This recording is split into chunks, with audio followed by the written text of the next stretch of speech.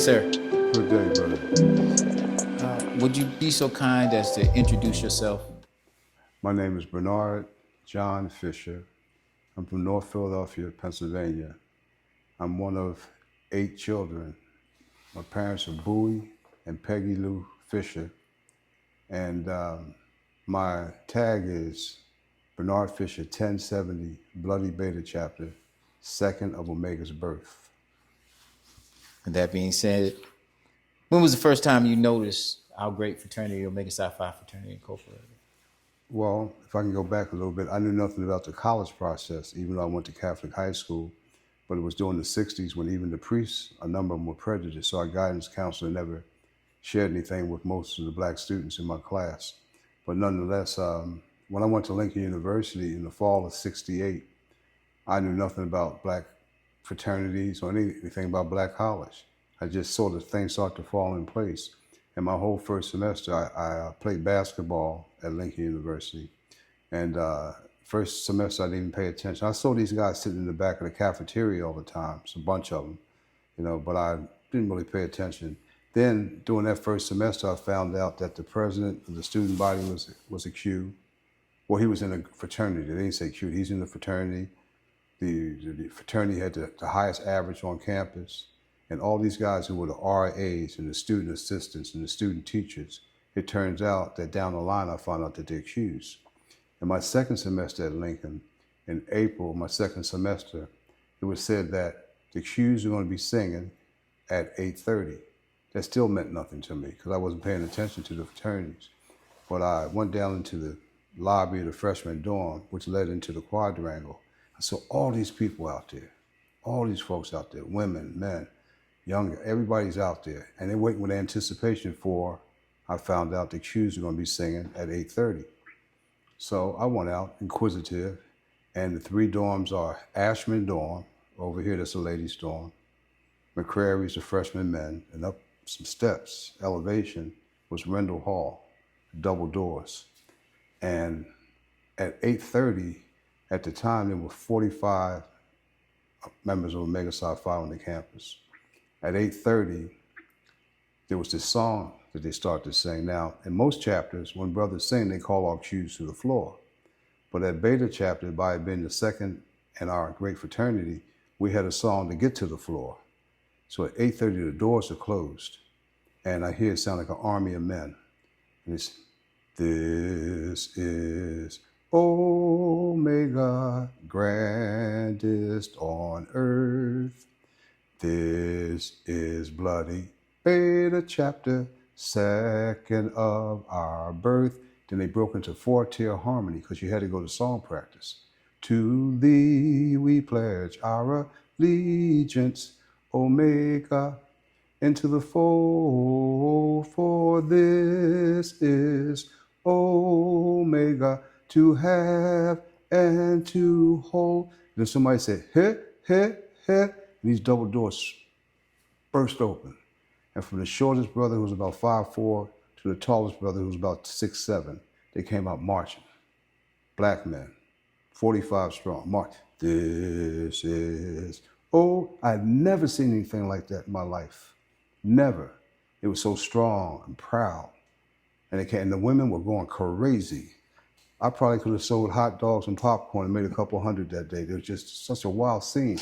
And everybody was clapping and jumping. Even some of the guys were jumping around that weren't in the frat. And they came singing all the way to the quadrangle. When we got to the quadrangle, then they circled up and said, calling all Qs to the floor. That was my first sight of seeing Omega Psi Phi on Lincoln's campus. Beautiful story. With that being said, once you were initiated into the organization, who were the influential brothers by name, if you can remember that? Your questions leave a big pocket there. If you don't mind, I'll go back a little bit. So after that particular day, seeing the brothers perform and do everything the Qs were doing, that Monday, the Alphas had their smokers, introduction to the Alphas. And they were so corny. I mean, I knew Alpha guys I got to know Alpha brothers that were real cool. So I'm not dogging them all, but they were kind of corny. I was a young guy, impressionistic. I was only like 18 years old. And they had on these black satin smoking jackets, with gold satin belts, gold ascots, and they had their court there, and the courts were called the Alpha Bunnies, and they had on one-piece black bathing suits, and you know how the cheerleaders had those little round pom-poms on their shoes? Yes. They had sprayed them gold, and they had them on their tailbone, and they had these gold bunny ears. They were the Alpha Bunnies, and they were serving shrimp, big as my arm. Only shrimp I knew in 1969 was shrimp fried rice at the Chinese restaurant, right? And so, and they were drinking scotch. The guys were smoking cigarettes with cigarette holders. I said, oh, this isn't for me.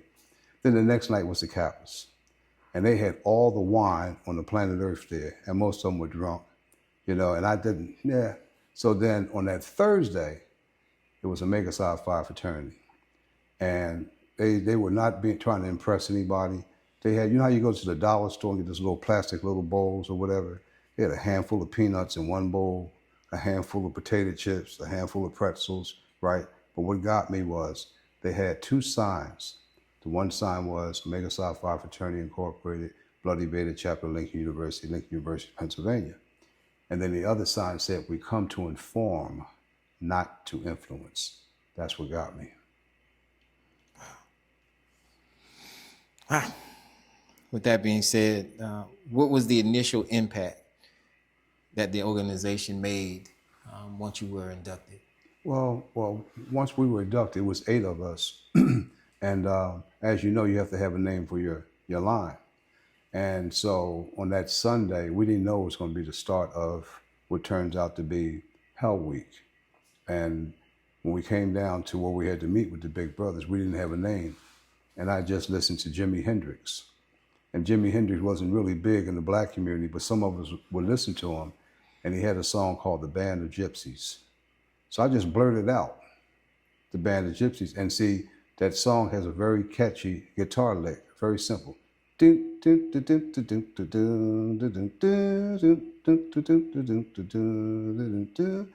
we didn't have a name. We threw out Band of Gypsies. They said, that's corny. No, corny stuff. And then one brother said, no, I could see it. I could see it. He said, well, have a name, have a song for your line when you come back to wake us up the next morning. So we had a song for the big brothers, the wake up song for them, and our line song. So I went back to my room and I set up and I just came in. We are the Band of Gypsies and we pledge Omega Psi Fraternity and we are knocking on Omega's door. So Beta let us in so we can work a little more. Everybody was singing our song. Beta Gamma was singing our song. Pi Chapter was singing our song. So it was catchy. So, and our initial piece, we came into the fraternity. We had so many great big brothers on campus that they were the guys who we wanted to emulate and be like. Like I said, they had the highest average. They were the student leaders. They were the RAs. They were the guys. And even in our faculty, we had 2 or 3 older brothers that were deans, and they sort of guided us too. So that's what attracted me, and that's why I felt that this was I know it's the greatest fraternity in all the world, and I'm an Omega man. With that being said, you were inducted in this organization in a very interesting time, both of our people, our culture, and our country. What was the political climate at the time? Oh boy, I'm glad you asked that question. In my freshman class, there was a brother who played basketball with me for a little part of the season. He quit, but a lot of people got to know him as Gil Scott Heron, and he was a poet. He was a poet. We had 3 poets on campus, one who became a brother up in Harrisburg, Nate Gaston, and then a guy I went to high school with, Alfonso Dandridge, and Gil Scott Heron. But the political climate was such that when I started at Lincoln University in the fall of '68, we were still Negro and colored. And by that spring, the revolution that came, we were black and proud. We were black and proud. So the climate was it was a strange climate for our people to start with, because we were only a few years past starting to see the images in the North of what was happening in the South, with the dogs being put on our people and the beating and the beating women up and putting water hose that was so strong and knocked the bark off a tree. It was knocking people down. So in the North, we started seeing that stuff. So we were really ready for something to change. So In the spring of '69, that's when we became Black and Proud. And everything was about strength. Everything was about unity. Everything was about camaraderie, showing the love to brothers and sisters, respect. The men respected the women respected the brothers, and we were like this. We were like this on the campus. And yeah, it was a great period. And I'm just so fortunate to have come up during that time, because it really tests your mettle. Now, the time we came up in is relative to our experience, but I can only imagine what our parents and our grandparents went through. So that was a very tumultuous period, but nonetheless, we made it. With that being said, we're going to dive into your personal history.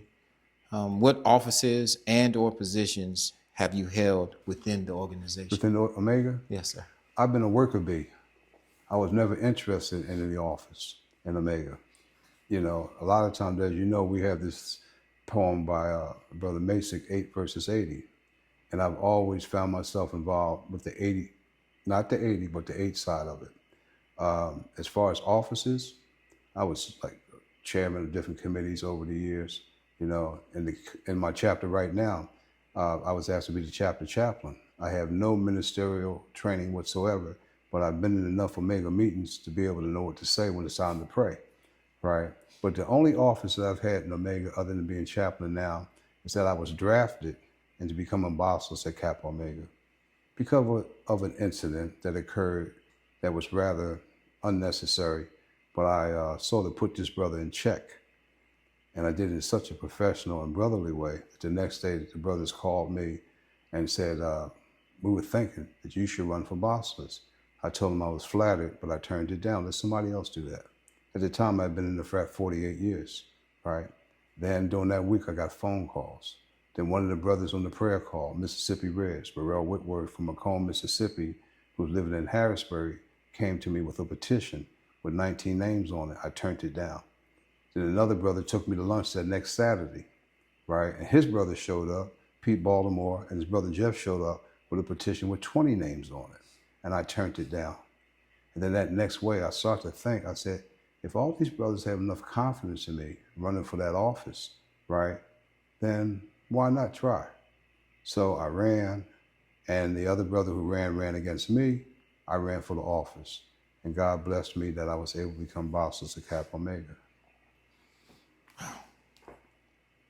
With that being said, we're going to pivot, and I know this is personal for you. How much has the organization changed from the day of your initiation to now? Well, it's like anything else in life. Everything changes every day.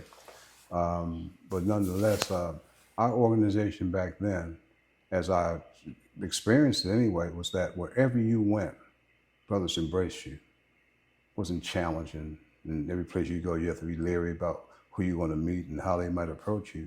When we would go places, when the brothers saw each other, they make arrangements. Prime example, we took a trip one time from Lincoln. We were going to Virginia State, and we stopped at Hampton, just to stop. None of us had been there. We wound up staying at Hampton for 4 days. The brothers were very accommodating.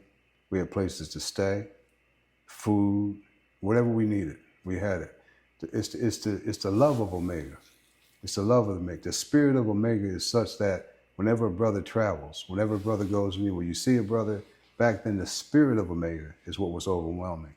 Unfortunately nowadays, brothers somehow treat Omega men, not all, but some, in such a way that it's always a challenge, right? If friendship is essential to the soul and we're friends, there's never a challenge because we're brothers. So I would just pray that, brothers would understand that you don't have to compete. We don't have to compete with one another. Our competition and who we have to impress are the brothers and sisters in the streets who never had the opportunities we've had and never will, more than likely. We're the talented 10th now. We're the sons of blood and thunder. We're the brothers who, 4 young guys, 100 plus years ago, had the wisdom and insight to put together a perfect document. And in that document, it lays out the map for us. All we have to do is follow the map. Follow the map. So we have greatness, but we're only as great as the actions that we employ every day. With that being said, we know that you're a major part and play a major role in the prayer call that happens every morning. This question is simple, along with the prayer call. What does the future hold for Omega Psi Phi Fraternity? Oh, we're in great shape. We're in great shape. Like any type of organization, you have snafus and you have bumps in the road, right? But we are in great shape. You know, our Omega prayer call started 10 plus years ago on April 1st. And then when it started, it was Brother Staccato Powell and Ray Johnson. Ray had lived in Harrisburg years ago. And so when they started this, there were even some chapter or district chaplains who said it wouldn't work. And those two brothers said, okay. Here we are 10 years later. It started with every third Thursday, like about 24 brothers on there. And then we went from every third Thursday after a while to 5 days a week. We were trying to pray that we could get to 100. And then we kept grinding and kept grinding and kept grinding. Now, the role that I play, I was asked to do this when Brother Walter T. Richardson was our grand chaplain. Our brother who used to greet everybody in the morning was the great Brother Rudolph Valentino Boone Sr., Mu Psi chapter 1948. And he would be the brothers he was the brother who would announce when the brother called and he'd say their names. And as he got older, right, he did it all the way up into his 90s, about 92. And he was getting up at 2:30 in the morning because he didn't want to mess up and not be able to be on time to greet the brothers. We would wait, even if we were on the call, because back then the call started at 6 o'clock. Even if we were on the call, we wouldn't say a word till we heard from Brother Boone Sr. When he chimed in and said his tag, then his son would say, good morning, Dad. They say, good morning, son. And then the rest of us would chime in. Nate Mitchell from Liberia, Louisiana. TJ Hurley from Marietta, Georgia. Mike Elby from Harrisburg, Pennsylvania. Wes Gumby from Harrisburg, Pennsylvania. Eric Kirkland from York, Pennsylvania. Brother Lovejoy from Montgomery, Alabama. I mean, we had an early crew. So we considered Brother Boone Sr. our starting guard. We never started the game without him. And then as he got older and his son called to ask if he would be relieved, he still tried to do it. So he would say the names and I'd say it after him. Then it got to the point where I'd say the names, he'd say it after me. Then it got to the point where he couldn't do it at all. So our early morning prayer call, you know, it has a great history, a great tradition. And as I said, we were trying to get up to 100. Then, man, maybe we can get to 150. We can get to 200. We were hovering at 265 for a long time. And then Brother Jerry Box, who was a whiz with Omega history, you know, stuff that most of us knew about, thought we knew about. But he came in and every morning he started doing Omega history and he would intermesh the Omega history with the scripture. And we did that. I met Jerry January the 8th, 2024. On the 9th, he knew nothing about the prayer call. He called on the 9th and went nonstop ever since then for almost a year or so. Through some employment type of situation that he has with his job, he couldn't come on, and that's when we morphed into having presentations made by brothers in Omega. And in these presentations, we find out how great the brothers are in our fraternity. We have greatness here, absolute greatness. And you can't really understand or find yourself seeing how great we are until you sit down and talk to those whose shoulders we stand on. These are our senior brothers, the older brothers. We got brothers from A to Z that can do it all. We could change our race. We could change our communities. All we have to do is have a plan to let these brothers use their skills, right? And our people are going to be in great shape. I think our frat will continue. I know our frat will continue to grow, but we have to be careful who we allow to come into our midst, because it's not a right to be accused, it's a privilege. We have to make sure we maintain that standard. With that being said, I want to thank you again for the interview. I want to take the time to make sure that I thank you for being a bridge builder, not just in my life, but the lives of those that have come before me and will follow. My final question will be, and I just want you to do this for me and look directly in the camera. Give your message to the Brotherhood. You want me to look at the camera now? Yes, sir. Can I do it like Muhammad Ali did in Africa? Brothers, I'm telling you now, Stop talking about we're the greatest fraternity in the world and live it. Live it. The cardinal principles were put in place specifically for all of us to find ourselves following. There's no tweaking necessary. It was a perfect document then, it's a perfect document now. And before I end, right, I just want to tell you this, right? There's no comparison between times when we all found ourselves being in the pledge process. What happened in the 60s didn't happen in the 50s. What happened in the 50s didn't happen in the 40s. We're brothers. There's no reason for a challenge. We got to embrace each other, love each other, have each other's back, take care of our families, take care of our brothers' children, and be what our founders wanted us to be. Real Omega men. Omega Psi Phi to the day I die. Q Psi. Thank you, Brother Fisher. Godspeed. Thank you, sir.